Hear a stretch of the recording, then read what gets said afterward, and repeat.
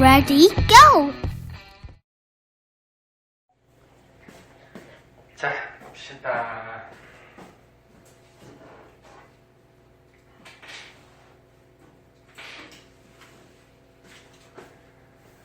자, 저번 시간에 외부 은하에 대해서 허블이 분류한 거, 허블의 은하 분류, 이거에 대해서 좀 알아봤고요.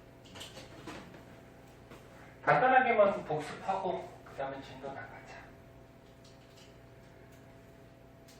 자, 우주에 있는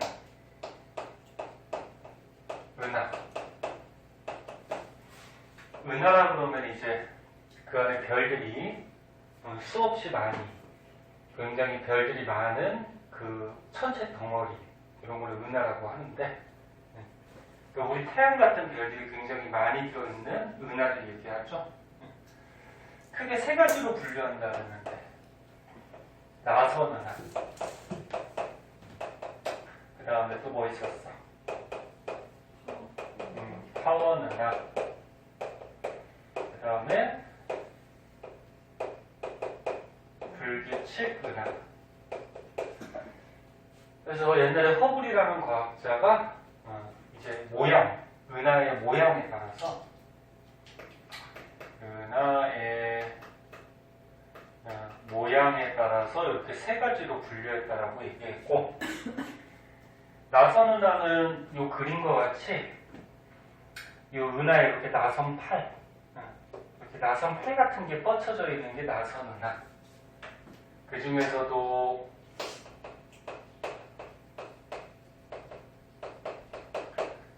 나선 은하가 가운데 은하 핵이 동그랗게 원 모양을 갖추고 있으면서 요 안에 별들이 있는 거야. 굉장히 많이. 원 모양을 갖추고 있으면서 겉에 이렇게 나선 팔 모양으로 별들이 듬성듬성 이렇게 있는 이런 게 정상 나선 은하.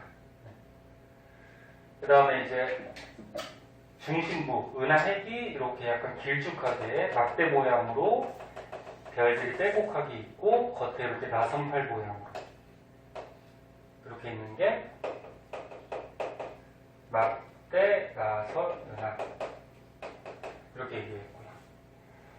자, 그 중에서 우리 태양계가 들어있는 우리 은하는 어떤 모양을 갖추고 있다 그랬지? 우리 은하?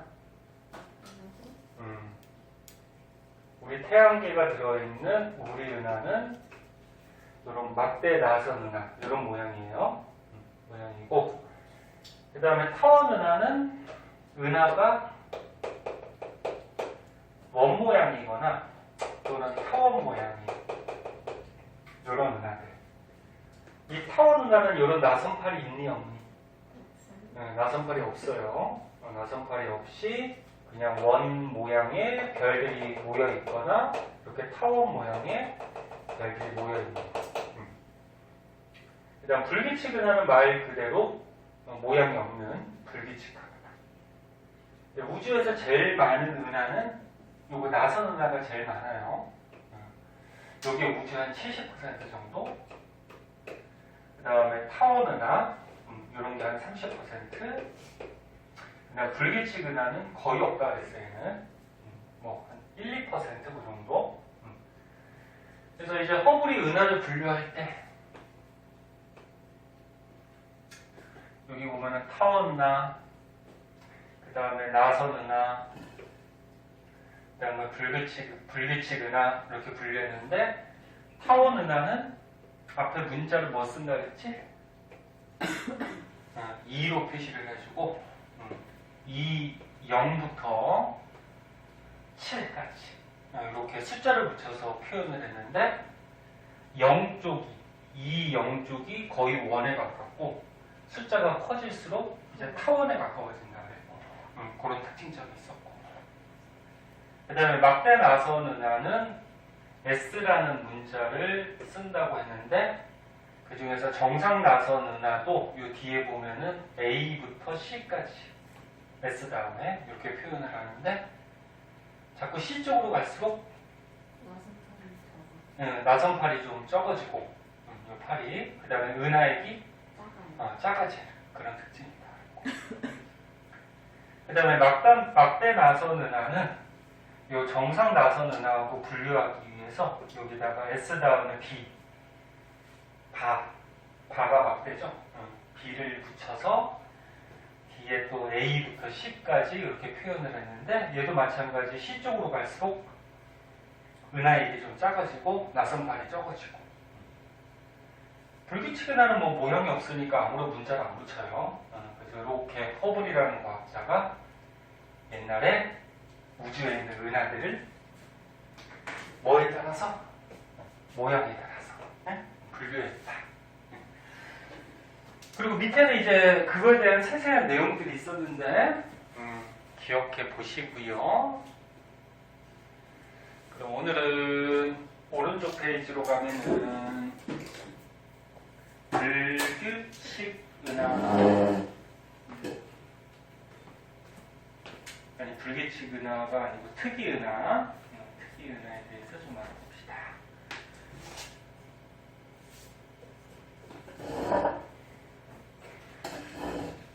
특이 은하는 말 그대로 은하가 굉장히 특이한 거야.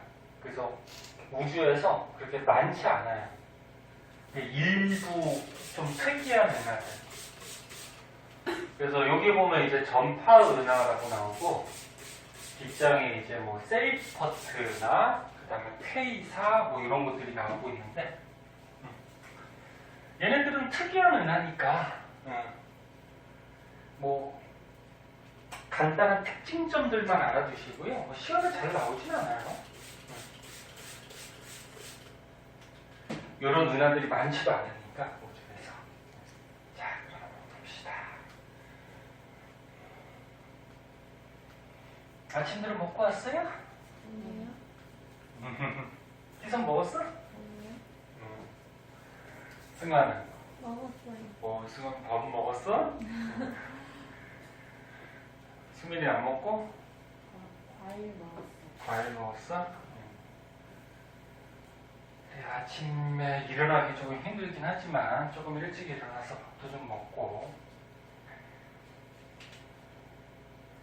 다 먹고 살고자 공부하는 건데 먹어야지. 자, 특이 은하 중에 맨 처음에 전파 은하라고 있어요. 이 말에도 표현이 됐듯이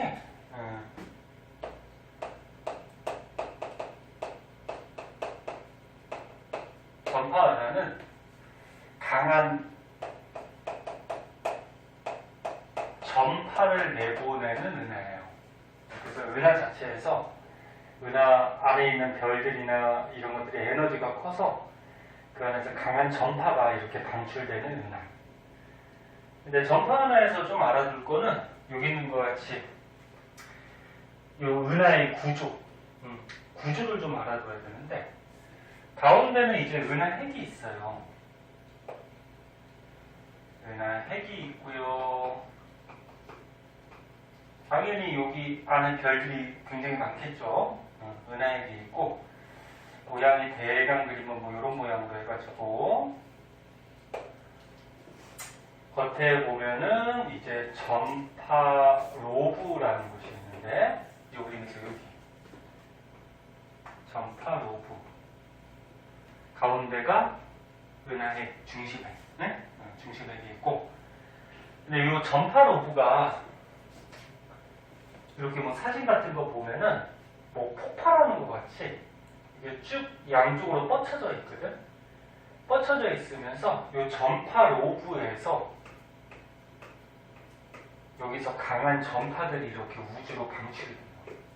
여기서 전파가 우주로 방출이 되고 그리고 이 은하핵하고 이 전파 로브 사이에 이렇게 좀 기다랗게 연결해주는 부위가 있는데 여기를 Z라고 얘기를 해요. Z. 자, 그래서 다시 한번 정리하면은 특이한 은하 중에 전파 은하라고 있는데 전파 은하는 강한 전파가 이렇게 방출되는 은하인데 구조가 은하의 중심, 핵이 있고 거기에 Z, 그 다음에 전파 로브가 있는데 전파가 방출되는 곳이 여기 전파 로브 부분, 양 끝에서 이렇게 방출이 되더라. 그 정도만 알면 돼. 다른 거 뭐 중요한 건 없고. 그래서 책에 한번 보면은 자, 전파 은하 뭐 수백만 배의 일반 은하보다 뭐 요 정도 이상의 강한 전파를 방출한다는데 뭐 이런 숫자는 외울 필요 없고요. 그냥 강한 전파를 방출하는 은하다. 그리고 중심액을 가운데 그러니까 중심액을 중심으로 해가지고 양쪽에 강력한 전파를 방출하는 전파 로브라는 곳이 있고, 그 다음에 사이에 중심액하고 로브 사이에 Z라는 곳이 있다. 그 정도만 알아두시고, 그 다음에 밑에 있는 뭐 얘들, 우주에 있는 어떤 은하들이 뭐 전파 은하다 이런 건 외울 필요 없고, 참고삼아 한번 봐주시면 되고. 다음 장으로 가면은 세이프트 은하라고 있어요. 걔를 먼저 볼게요.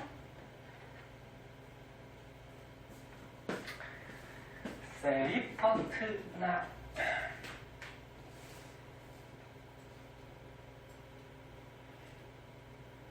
대중에 세포트라고 있죠. 세이프트. 그거는 강아지 키우는 사람이니? 저번에 희석 키운다고 그러지 않았나? 저새 키우는데요. 아, 새 키워? 네. 무슨 새? 맹새? 금가조랑 숫자네요. 한 마리씩? 아니요, 10마리요. 10마리? 네. 너희 집 놀러 가면 저기, 어우, 새들 구경 많이 하겠는데, 10마리? 네. 근데 쬐끄만 애들이랑 그렇게 안 커요. 참새보다 작아요. 아, 참새보다 작아? 네. 그럼 새장은, 여기 세장 엄청 큰 거 있어요. 그러니까 10마리가 돌아다니려면은, 그나마 좀, 이렇게, 날고 좀 해야 되니까. 봄, 여름이랑 초가을까지 풀어서 키워요, 베란다에서. 베란다에서? 네. 잘못해서 창문 열어놓으면 그냥 날라가겠다? 겁쟁이는 안 날라와요. 안 날라가? 네. 열어놔도? 방충망만 열어놓고, 방충망만 사놓긴 하는데, 안 날라가요. 그래. 그럴 수도 있지. 새장에서만 자라가지고 외부가 또 무서울 수도 있지. 승아는 아무것도 안 키워? 수민이도? 자, 세이퍼트 은하라고 있는데,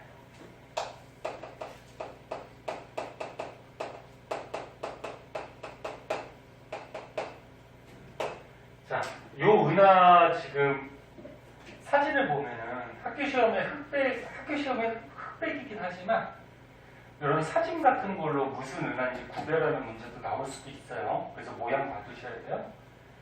지금 가운데 보니까 은하 핵이 있어요. 잘 안 보이면 책으로 보고.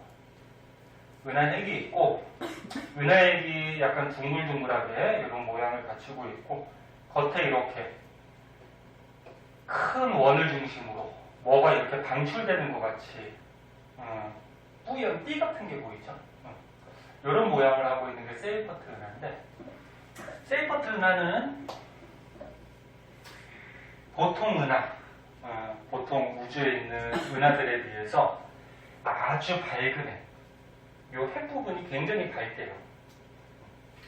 그러니까 이 안에 있는 별들이 에너지가 굉장히 강하게 나오고 있다는 얘기죠. 그래서 은하에게 밝고, 그 다음에 넓은 방출선.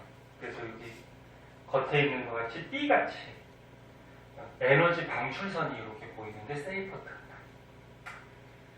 은하. 그리고 좀 더 특이하게 알아둘 거는 은하의 중심부가 아까 밝다 그랬잖아. 밝은데 보통 푸른색을 띠고 있대요. 저번 시간에 한번 얘기했듯이 별이 푸른색을 띠면 띨수록 온도가 높고 젊은 별들 뭐 이렇게 구성이 된다 그랬죠. 그 다음에 붉은색일수록 온도가 낮고 늙은 별들. 그러니까 이 세이퍼트 은하 안에는, 이 은하 핵에는 젊은 별들, 푸른 별들이 굉장히 많아서 온도가 높으니까 밝게 보이고, 그 다음에 에너지를 많이 내뿜을 테니까 그 에너지가 방출되는 이 방출선이 보일 정도로 이렇게 이런 모양을 하고 있다는 거죠. 나머지는 다 비슷한 내용이에요. 중심부의 광도가 매우 크고, 중심부 당연히 푸른색, 온도가 높은 젊은 별들이 있으니까 에너지가 강하게 나오겠죠. 그럼 밝기, 광도도 굉장히 크겠죠. 그래서 광도도 매우 크고, 그럼 방출선 보인다는 건 얘기했고, 그리고 이 거체 방출선 부분에 가스 구름 같은 것들이 있는데, 이 가스 구름들이 뭐 이렇게 움직이고 있대요. 그리고 뭐 중심부에는 뭐 질량이 매우 큰 블랙홀이 있을 것으로 추정된다, 뭐 이렇게 얘기하는데, 블랙홀이 뭐라 그랬지? 블랙홀. 질량 큰 별이 나중에 진화해가지고 그 중심부가 남은 별의 시체가 블랙홀이라고 했잖아요. 블랙홀. 별의 시체. 그러니까 이 안에 별들이 뭐 많을 테니까 그 중에 별의 시체 블랙홀도 존재를 할 것이다. 추측하고 있는 거고.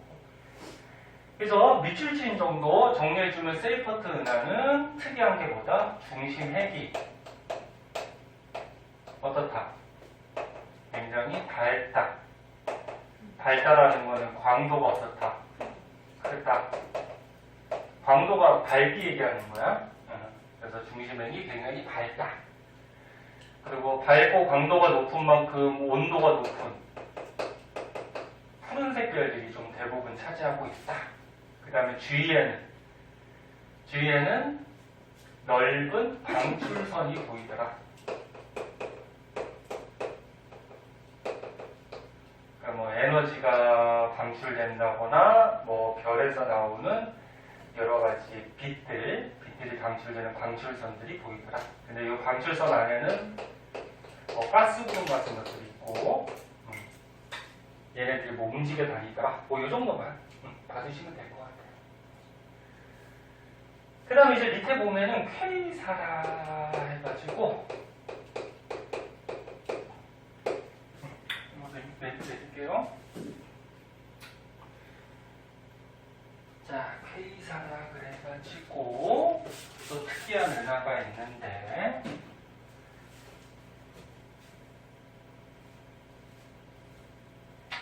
얘도 굉장히 밝게 보이는 은하예요.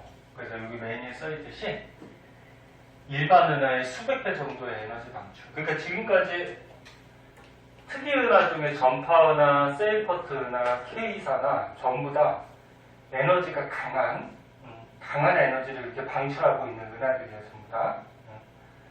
그래서 뭐 강한 에너지 방출하고 있고, 얘에서 좀 알아둘 거는 적색 편의가 매우 크다.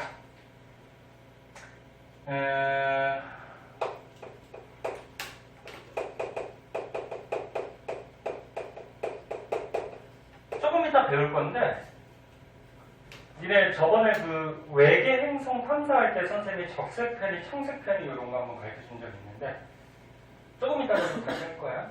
적색 편이가 크다 그러면은 우리 지구에서 얘가 가까워지고 있다, 멀어지고 있다. 혹시 기억나요? 멀어지고 있다. 청색 편이가 나타나면 가까워지고 있다, 그런 얘기고. 그래서 적색 편이가 크게 나타난다는 얘기는 빨리 멀어지고 있다. 우주는 너네 그 1학년 통합과학에서 배웠듯이 한 점에서 138억 년 전쯤에 한 점에서 빵 폭발해가지고 우주가 커졌죠. 그래서 현재도 계속 어떻게 되고 있을까? 현재도 커지고 있어요. 팽창하고 있어요. 그럼 그 안에 있는 이런 별이나 은하들도 우주가 커지니까 멀어지고 있거든? 근데 얘가 얘는 다른 별에 비해서 더 빨리 멀어지고 있고, 그래서 적색 편이니까 더 크게 관찰이 된다. 뭐 이런 특징점이 있고요. 그 다음에 아까 얘기했듯이 뭐 강한 에너지 나오고, 뭐 그다음에 중심에는 뭐 블랙홀 같은 게 있을 것 같다. 뭐 이렇게 이렇게 있을 것 같다. 그렇게 추정되고 있고, 그다음에 아까 위에서 얘기했듯이 실제 K사 안에는 별들이 굉장히 많아요. 얘도 은하니까. 근데 우리가 멀리서 보면 이렇게 하나의 별처럼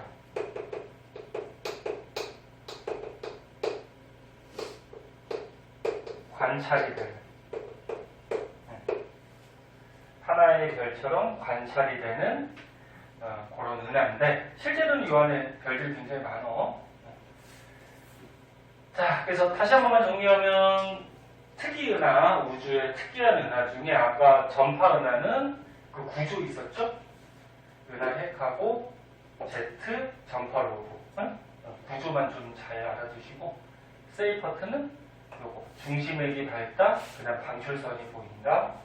그 다음에 K사는 하나의 별처럼 관찰이 되는데 실제로는 별이 굉장히 많은 거고, 그 다음에 적색 편이가 크게 나타난다. 그 정도만 좀 알아두시면 돼요. 그 다음에 이제 밑에 보면은 은하의 충돌 그래가지고, 은하들이 우주에서 이렇게 움직여 다니다 보면은 부딪힐 수도 있대요. 그래서 대표적으로 우리 태양계가 들어있는 우리 은하하고 안드로메다 은하, 많이 들어봤지? 안드로메다. 이 은하가 나중에 한 40억 년 정도 지나면은 서로 부딪힐 수 있대요. 그림과 같이. 그 은하가 부딪히면은 그 안에 있는 별들은 어떻게 될까? 이쪽에 있는 은하, 이 안에 별들이 굉장히 많겠죠? 이쪽에 있는 은하, 여기도 별들이 굉장히 많겠지? 그 은하가 이렇게 부딪혀. 그럼 얘도 이제 이 은하도 중력이 있고 물질이 많으니까 이 은하도 안에 물질들이 많으니까 중력이 있어. 그럼 부딪히면 이제 그 중력에 의해서 하나로 뭉치거든? 합쳐지거든? 그럼 그 안에 있는 별들은 어떻게 될까? 폭발하거나 뽀개질까? 아니면 별 이상 없을까? 뽀개지지 않을까요? 근데 은하가 충돌해도요, 그 안에 있는 별들은 거의 이상이 없대요. 왜 그러냐면, 지금 그림으로 보면은 은하가 조그맣게 보이지만, 실제 이 은하가 하고 있는 면적이 엄청 넓거든? 그럼 이 안에 있는 별들도 많긴 많지만, 별들 사이의 거리가 어떨까? 엄청 멀어요. 엄청 멀어요. 그래서 우리 태양계만 하더라도 지금 우리 태양계도 엄청 크잖아, 그치? 근데 태양계 안에 별 하나 있죠, 누구? 태양밖에 없잖아. 그럼 그 넓은 태양계에도 태양 하나밖에 없는 것 같이 이 은하 안에, 다시 얘기하면 별들이 무수하게 많긴 한데 별들 사이의 공간이 너무 넓어. 그래서 이쪽 은하하고 이쪽 은하하고 나중에 충돌해서 합쳐진다고 하더라도 이쪽에 있는 별과 이쪽에 있는 별이 뭐 부딪혀서 뭐 폭발하거나 합쳐지거나 이런 경우는 거의 없대요. 그냥 공간이 너무 넓어서 그냥 이렇게 들어와서 같이 뭉쳐서 하나의 은하가 그렇게 된대요. 아직 뭐 충돌하는 걸 뭐 관찰하는 사람은 없고. 자, 그래서 뭐 그런 내용들이 여기 써 있는데, 그래서 은하가 충돌하면은 하나의 은하로 합쳐지고요. 합쳐지고, 뭐 우리 은하하고 안드로메다 은하가 뭐 얼마의 속력으로 뭐 다가오고 있고 몇 억 년 후에 뭐 충돌할 것 같다 뭐 이런 것까지는 뭐 열 필요는 없고요. 응? 네, 그리고 참고삼아 내부에 있는 별들은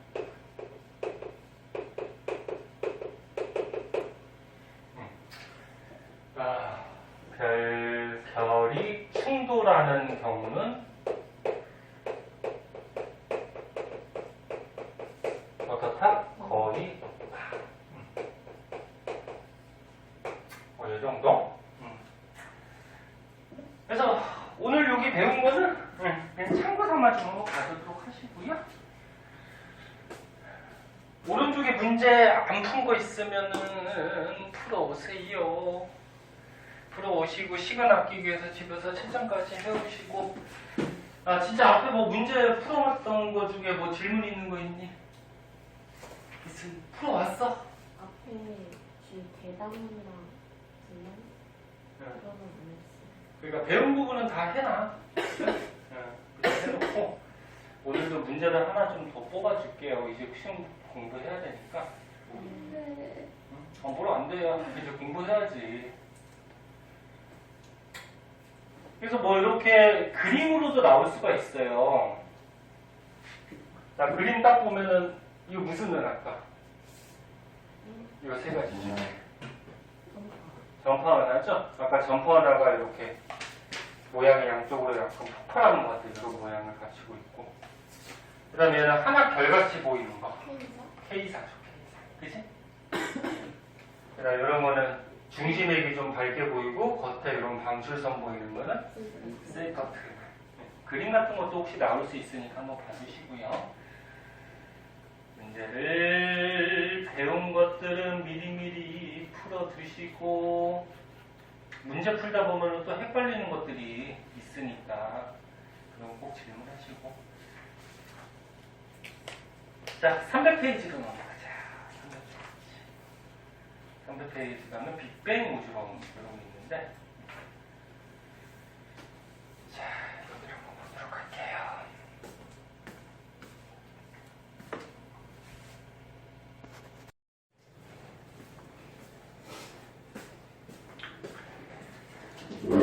자, 허블 법칙이라고 있어요. 그러니까 허블이라는 과학자가 만원경을 만들면서 뭐 우주에 관계된 뭐 법칙이나 뭐 이런 것들을 굉장히 많이 그러니까 뭐 밝혀내고 한 사람인데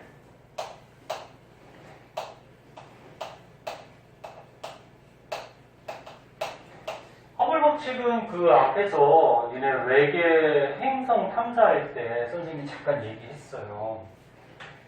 너는 여기 지구가 있어. 지구에 어떤 우주의 별이나 은하들이 있어. 얘가 지구에서 이렇게 멀어지고 있대.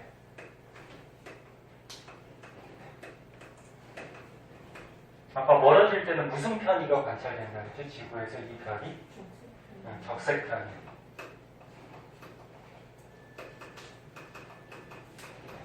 그 다음에 뭐 지구가 이렇게 있을 때 우주에 있는 별이나 은하에서 이제 별빛이 지구 쪽으로 오는데 이 별이나 은하가 지구 쪽으로 가까워질 때는 무슨 편이? 청색 편이가 나타난다고 전에 한번 가르쳐줬어요. 수업할 때. 그냥 외워도 되고. 그러면 적색 편이하고 청색 편이가 뭐야? 여기 지금 스펙트럼이 이런 빛의 색깔 띄죠. 그 전에 빨주노초탄한 뭐 사람 눈에 보이는 빛을 뭐라 그래? 가시광선이라고 그랬죠. 그래서 별에서 별이나 은하에서 오는 지구 쪽으로 오는 요 가시광선을 관찰을 했을 때 이 별빛 은하에서 나오는 빛을 지구에서 관찰하다 보면은 요 검은 선들이 관찰이 된다 그랬어요. 검은 선을 흡수선 이렇게 얘기한다는데 왜 별빛이 전부 다 오지 못하고 중간중간에 이렇게 검은 선이 나타난다 그랬지? 기억나나? 네. 이 별빛이 지구 쪽으로 올 때 우주의 뭐 가스구름 같은 거를 거쳐서 오기 때문에 이런 가스구름, 성운 같은 데서 이 별빛의 일부를 어떻게 하는 거겠어? 흡수해버린 거겠죠. 먹어버리죠. 그럼 이 별빛 중에 이 가스구름 성운에서 별빛을 흡수해버리면 그 흡수된 거는 지구로 와요, 못 와요? 못 오죠. 그래서 이 검은색 부분이 지구로 오지 못한 빛이란 말이야. 승화 됐어? 검은색 부분. 그래서 우주의 별이나 은하들을 관찰하면은 대부분 이렇게 흡수선, 흡수 스펙트럼들이 관찰이 돼요. 근데 우주에 어떤 별이 이렇게 정지 상태에 있다라고 했을 때, 이 검은색 흡수선이 빨간색으로 이렇게 쓸게요. 이 부분에서 나타났는데, 별이 만약에 지구에서 멀어지고 있다라 그러면은 요 흡수선이 원래 요 위치에 나타나야 돼. 별이 정지 상태에 있다 그러면. 근데 별이 멀어지고 있다 그러면 흡수선이 약간 이쪽 적색 쪽, 적색 쪽으로 이렇게 치우쳐서 나타나거든. 이렇게 치우쳐서 나타나는 현상이 뭐? 적색하니. 그렇게 얘기하죠. 적색하니. 그럼 만약에 어떤 별이나 은하가 지구에서 더 빨리 멀어지고 있다 그러면, 아까 전에 특이 은하에서도 잠깐 얘기했듯이 더 빨리 멀어지고 있다 그러면 원래 여기에 흡수선이 나타나야 되는데 이 흡수선이 적색 쪽으로 더 많이 치우친다고 했어요. 그러니까 원래 나타나야 되는 흡수선 자리보다 적색 쪽으로 치우치면 치우칠수록 지구에서 빨리 멀어지고 있다. 네? 이 별이랑 은하가. 이렇게 우리가 판단을 내리는 건데 요거 원리는 저번에 한번 얘기해서 그까지 얘기 안 할게. 시간 관계상. 그냥 외워도 되고. 근데 여기서 우리가 알아둘 거는 우주의 대부분의 별이나 은하들은 적색 편이가 나타나요. 우주의 대부분의 별들이 적색 편이가 나타난다는 것은 지구에서 가까워진다, 멀어진다? 멀어진다. 그럼 왜 다 멀어지고 있을까? 우주가 팽창해서 그런 거예요.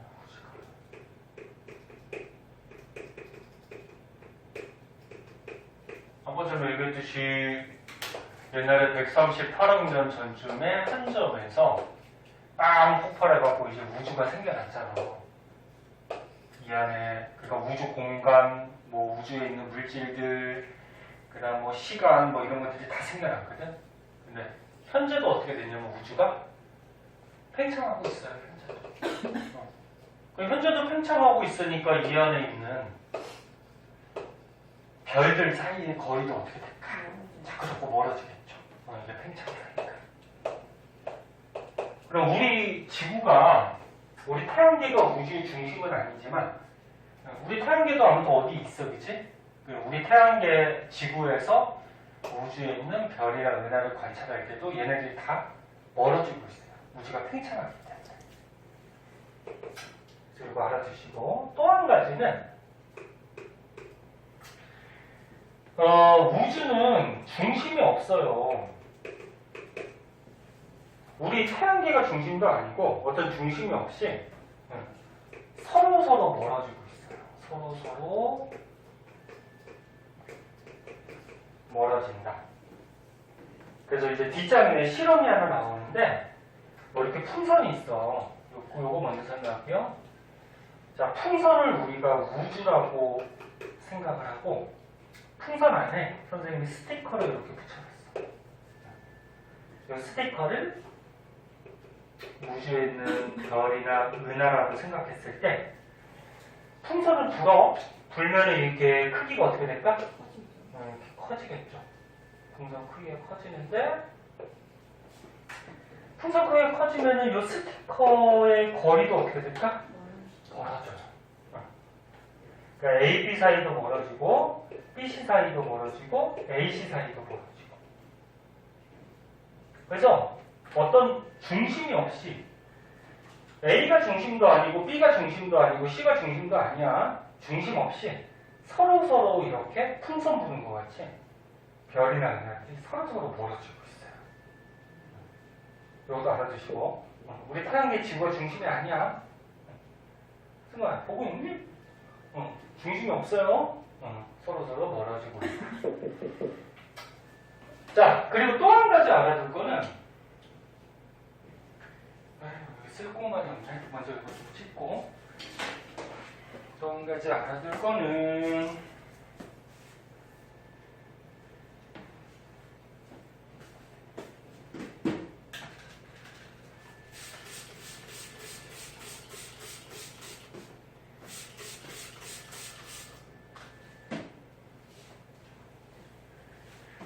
멀리 있는 별일수록 멀어지는 속도가 더 빠른 거래요. 관찰을 했더니 그 무슨 얘기인지 그려줄게.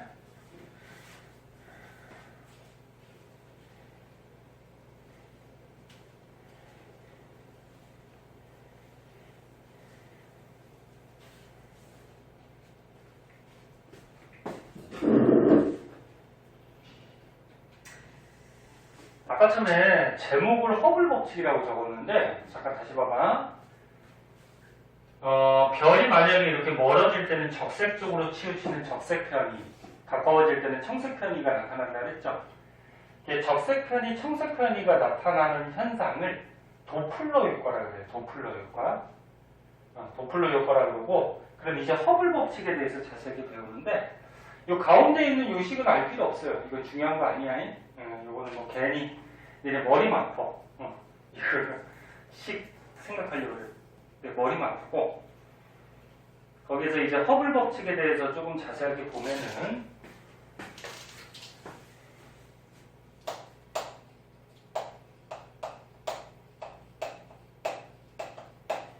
방금 전에 얘기했듯이 관측자로부터 멀리 있는 먼 별이나 은하일수록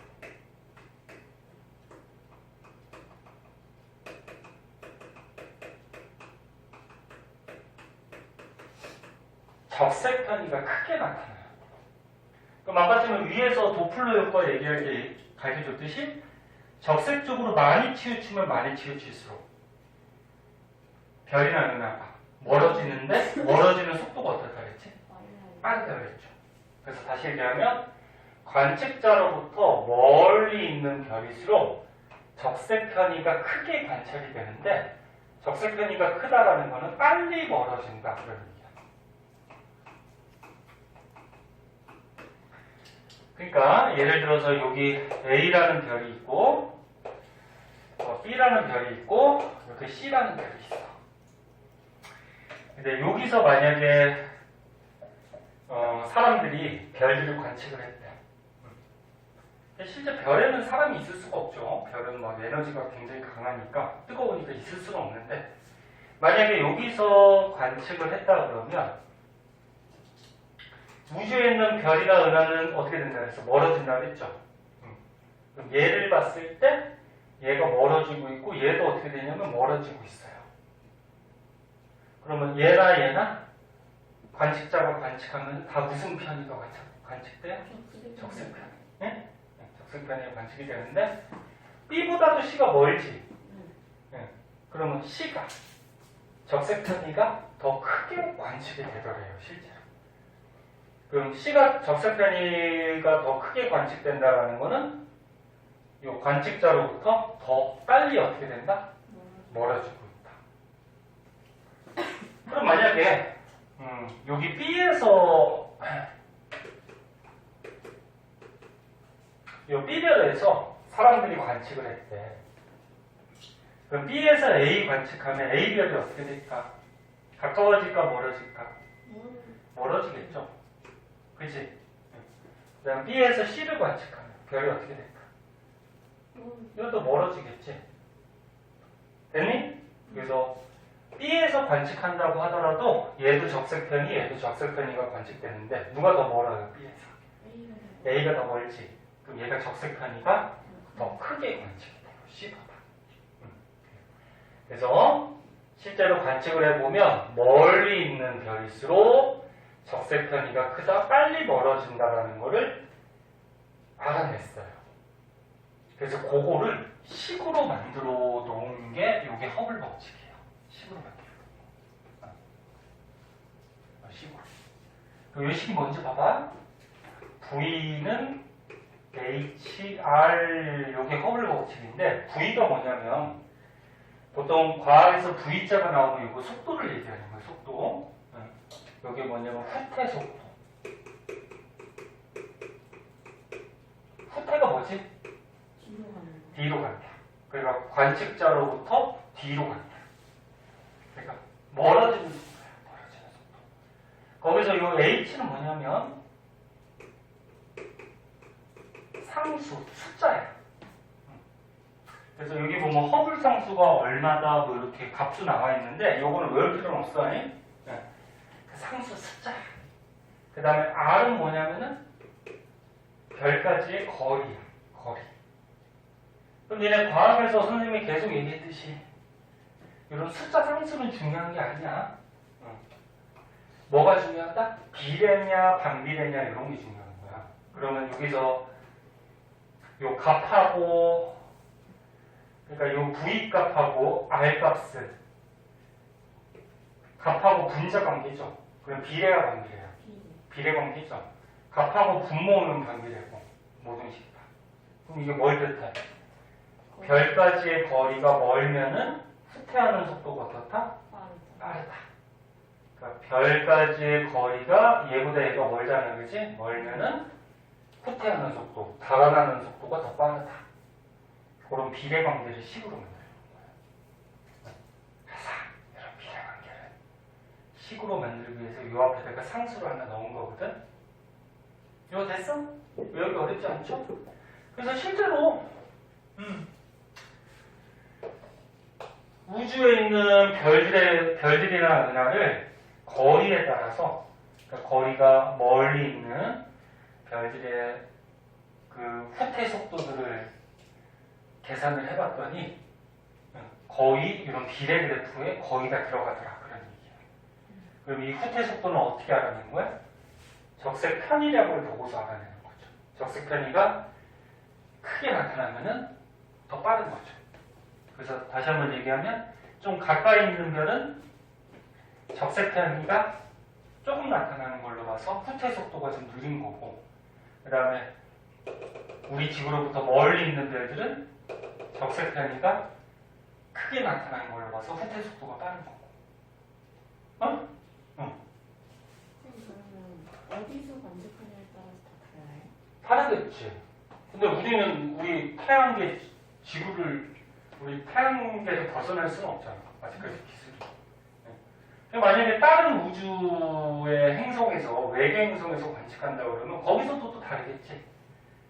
거기서는 우리 별이 또 저기 적색편이 멀어지는 뭐 이런 현상들이 나타나고.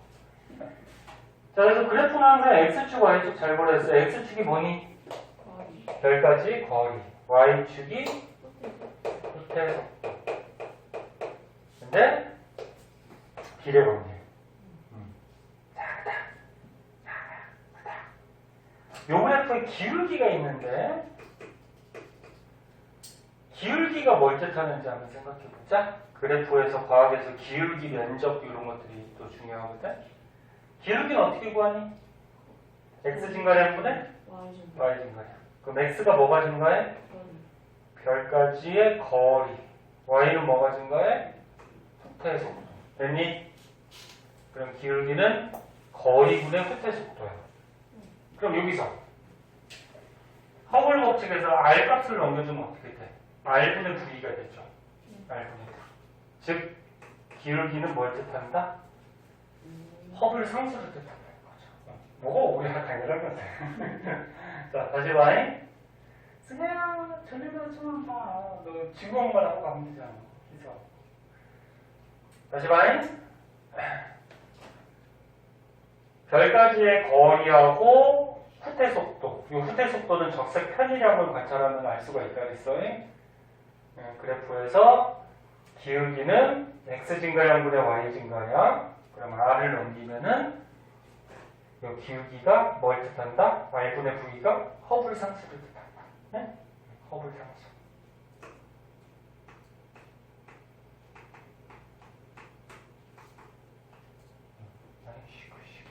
허블 상수를 뜻한다.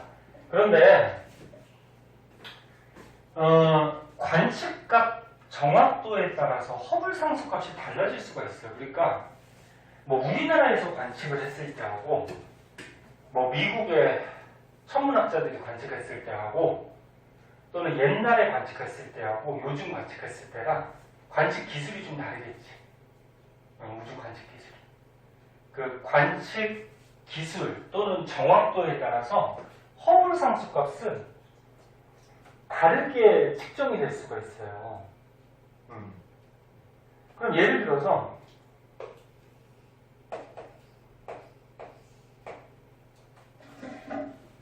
옛날에는 요 1번 같이 우주에 있는 천체들이 여기에 다 들어가더래. 근데 현재 관측했더니 2번 같은 그래프에 우주에 있는 천체들이 들어가더래. 그러니까 관측 기술이 좀 변한 거지. 변해가지고 좀 다르게 측정이 된 거야. 그럼 1번하고 2번 중에 누가 기울기가 더 큰 거니? 1번이 기울기가 더 큰 거죠. 기울기는 너네 요 수평면에서 이렇게 기울어진 정도지. 그 1번이 기울기가 커요. 그러면 1번이 기울기가 크다라는 얘기는 1번이 허블 상수값이 크게 관측이 됐다 그런 얘기야. 무슨 말인지 알겠니?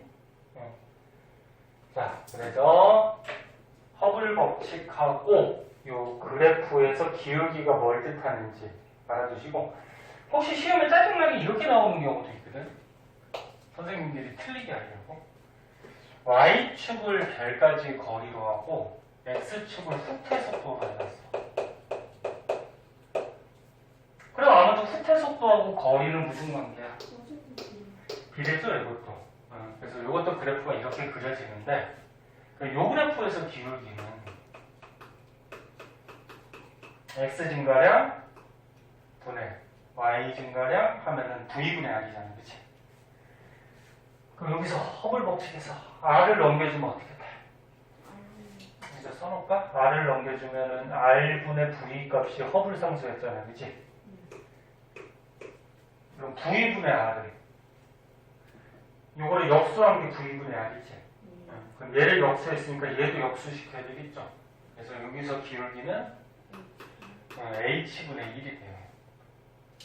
그럼 여기서는 만약에 여기에 1번 그래프, 여기 2번 그래프라고 그러면 누가 기울기가 더 크니? 2번. 왜 2번이 기울기가 더 커? 기울기 누가 더 크냐고. 요거 1번하고 2번 중에 누가 기울기가 커? 1번. 얘가 더 많이 기울어졌잖아. 그 1번하고 2번 중에 누가 기울기가 더 크냐고. 1번이 더 크잖아, 1번이. 맞아? 그럼 기울기는 1번이 더 커요, 2번보다. 에? 그럼 허블 상수는 누가 더 크다는 얘기일까? 2번이죠. 요거는 뭐야? 값하고 분모하고의 관계잖아. 그러면 값하고 분모는 비례야, 반비례야? 반비례죠. 그럼 기울기는 1번이 더 크기 때문에 허블 상수는 거꾸로 2번이 더 크다는 거야. 1번이 더 작다라는 거야. 네? 그래서 그래프가 이렇게 나오느냐 또는 이렇게 나오느냐에 따라서 좀 달라질 수가 있어요. 근데 보통은 이렇게 안 내고, 네? 보통은 이렇게 내는데 책에 있는 것 같이. 근데 혹시나 저렇게 나온 적이 있더라고. 짜증나게 틀리게 하려고. 그 뭔 소리인지 알겠니? 다시 설명 안 해도 되겠어? 요거는 반비례 관계야. 기울기하고 허블 상수가, 그치? 기울기가 1번이 크니까 허블 상수는 2번이 더 크다는 얘기죠. 됐어? 네. 나머지는 밑에도 안 쳐줄게요. 책 한번 읽어보시면 돼요. 다음은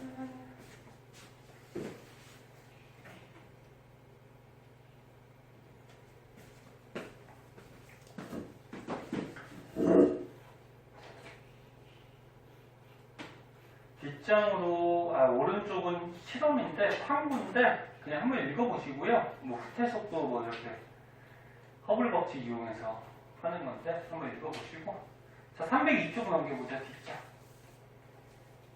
자 이거 아까쯤에 선생님이 다 써줬어. 우주는 요 그림과 같이 맨 처음 한 점에서 빅뱅 빵 터져서 현재 우주도 어떻게 되고 있다? 팽창하고 있다. 근데 팽창하는 우주의 중심은 있다 없다? 없다. 중심은 없어요. 우리 은하, 뭐 우리 지구가 중심이 아니에요. 그때 이 풍선과 같이 풍선이 우주라고 하고 스티커를 그 안에 있는 별이나 은하라고 그랬을 때 우주가 커지면 별이나 은하가 서로서로 어떻게 되고 있다? 멀어지고 있다. 그치? 그런 것까지 얘기를 했고요. 그 다음에 이제 맨 밑에 보면은 우주의 나이하고 우주의 크기를 구할 수 있는 식이 있는데, 한번 보자. 우주의 나이가 선생님이 아까 얘기했듯이 한 몇 억 년? 오늘 여기까지 하면 돼. 우주의 나이가 몇 억 년? 한 138억 년. 통합과학 맨 첫 부분에서 나왔잖아. 한 점에서 빵 폭발해서 우주가 생겼는데 그 빅뱅 빵 터진 게 지금으로부터 138억 년 전쯤이라고 했잖아. 네? 그게 우주의 나이지 뭐. 그럼 그 138억 년을 어떻게 계산한 거냐? 그래서 그 계산하는 식에 대해서 좀 나와요. 그럼 우주가 빵 터져서 우주가 생겼어. 그럼 한 점에서 빵 터져서 우주가 이렇게 생겨나면은 우주의 끝은 있을까 없을까? 있겠죠. 어딘가는. 봐봐. 한 점에서 빵 터졌어. 그럼 요 안에 있던 물질들이 퍼져나오면서 우주가 됐잖아. 우주가 현재도 계속 팽창하잖아. 그지? 그럼 우주의 어딘가는 끝이 있겠죠. 근데 왜 우주의 끝은 없다라고 얘기해? 우주가 너무 커서 끝을 알 방법이 없잖아. 그치? 그러니까 끝이 없다라고 그러지만 우주의 끝은 있는 거야. 어딘가는. 응? 그래서 끝이 있다고 하는 건 뭐야? 우주의 크기를 또 계산할 수가 있거든? 크기를 또 한번 계산해보자. 자, 여기까지 왔는데 좀만 집중해서 봐야 졸리더라도.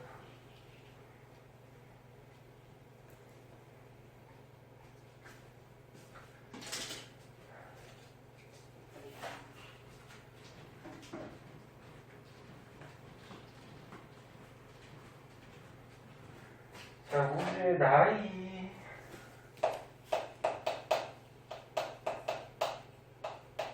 자, 나이라는 건 뭐야? 시간이에요, 시간. 그치? 너네가 몇 살? 17? 18인가? 17? 저기는 17. 너는 18이지? 17, 18이야. 그 너네 나이라는 거는 너네가 살아온 시간이잖아, 그치? 시간은 얘기야. 그럼 너네 과학에서 이거 모르는 사람은 없죠? 거속시. 거속시에서 너네 시간은 어떻게 구해? 속력분의 거리. 네? 그럼 우주의 나이 시간을 t라는 문자를 썼을 때 보통 시간은 t라는 문자 써요. 과학에서 타임. 나이 시간을 t라고 했을 때 시간은 속력분의 거리죠. 속력분의 거리. 그럼 아까 전에 너는 허블 법칙이 어떻게 된다 그랬어? V는 HR. 됐니? 그럼 여기서 R을 넘기면 어떻게 됐었지? R을 넘기면 R분의 V 값이 H 이렇게 나왔었잖아. 허블 상수. 맞니?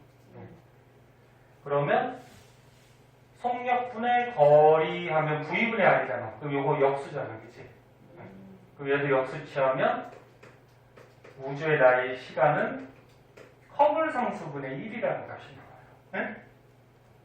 이해됐어? 외우는지 아니면 이해라든지.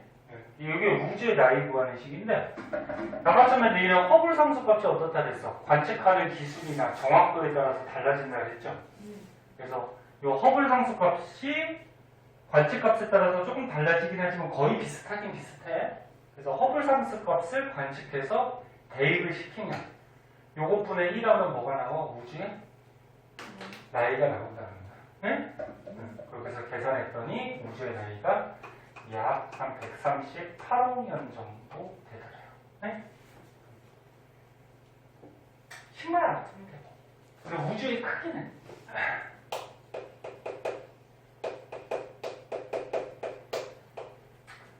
자, 한 점에서 폭발했어. 우주가 커져요. 현재도 우주가 커지고 있어요. 근데 아까 전에 그거 기억나니? 멀리 있는 별일수록 더 빨리 멀어진다 그랬지. 그럼 만약에 여기 있는 별 A하고 여기 있는 별 B가 있다 그러면 누가 더 빨리 멀어질까? B가 더 빨리 멀어지겠죠. 어디서 그러니까 예를 들어서 여기서 관측을 하는 거야. 그럼 얘는 거리가 요만큼이고 얘는 거리가 이만큼이니까 얘가 더 빨리 멀어지겠지, 그치? 그러면 멀리 있는 별일수록 빨리 멀어지잖아. 그러면 우주의 끝이 있다라 그러면은 우주의 끝에 있는 별은 멀어지는 속도가 어떨까? 가장 빠르겠지. 가장 멀리 있잖아. 이해됐니?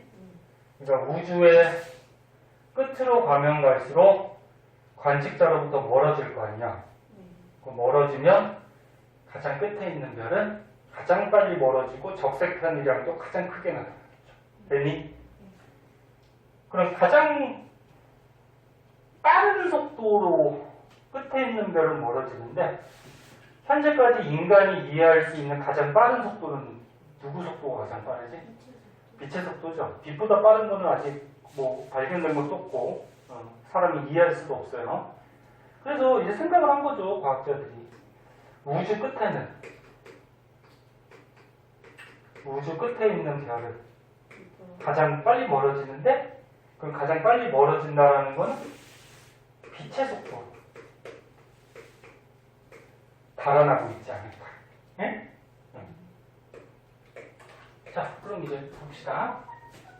아까 허블 법칙에 뭐라 했어? V는 HR.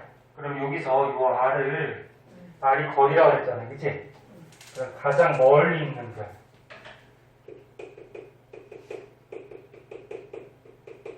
그러니까 우주 끝에 있는 가장 멀리 있는 별까지의 거리라고 생각을 하면은 가장 멀리 있는 별은 후퇴 속도가 어떻다고? 가장 빨라서 빛의 속도입니다. 응? 그렇지. 그럼 후퇴 속도가 빛의 속도. C가 빛의 속도네. 빛의 속도만큼 멀어지고 있다라고 하고 이 후퇴 속도를 C, 빛의 속도를 대입시키면 이렇게 C를 바꿀 수가 있지. 그냥 이거만 바꾸는 거잖아. 가장 멀리 있는 별은 빛의 속도만큼 멀어지고 있다. 됐지? 식을 바꿨어. 근데 우리가 뭐 구하는 거야? 우주의 크기. 응? 그러니까 이 멀리 있는 별까지의 뭘 구하는 거야? 거리를 구하는 거죠. 거리를 구하면 우주 크기가 나올 거 아니야. 그치? 중심은 없지만. 그러면 따라서 요거 가장 먼 별까지의 거리는 어떻게 구했죠? 넘겨주면은 H 넘겨주면 H분의 C가 나오죠. 이게 뭐야? 우주의 크기가 되겠죠.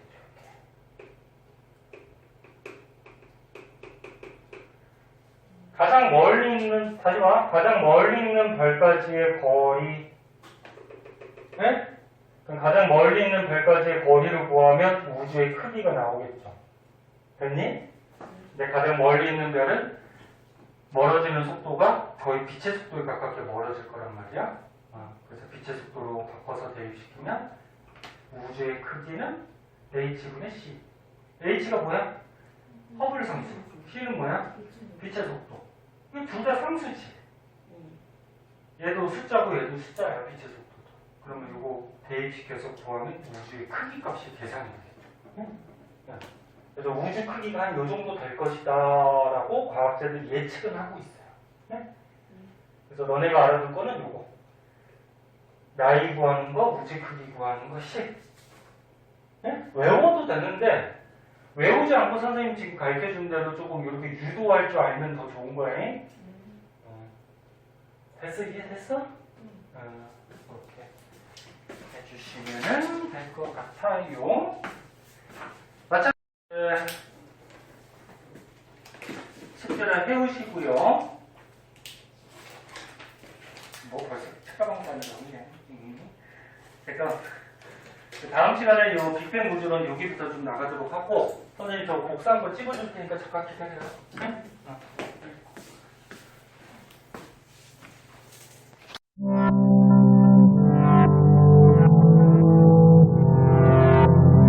구독과 좋아요 눌러주세요.